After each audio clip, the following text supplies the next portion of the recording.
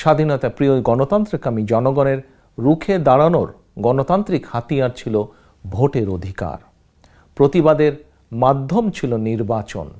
কিন্তু চিহ্নিত ভোট ডাকাত হাসিনা মানুষের ভোটের অধিকার কেড়ে নিয়ে নির্বাচনী ব্যবস্থাকে প্রহসনে পরিণত করেছে। নির্বাচন কমিশনকে পরিণত করেছে কিছু অবসরপ্রাপ্ত লোভী প্রতারক আমলার আড্ডাখানায়। নির্বাচন পরিচালনায় নিজেদের অযোগ্যতা, ব্যর্থতা এবং সীমাবদ্ধতা জেনেও জাতীয় কিংবা স্থানীয় নির্বাচনের সময় ঘনিয়ে এলেই কমিশনের এই প্রতারক চক্র লোভী প্রাণীর মতন তৎপর হয়ে ওঠে।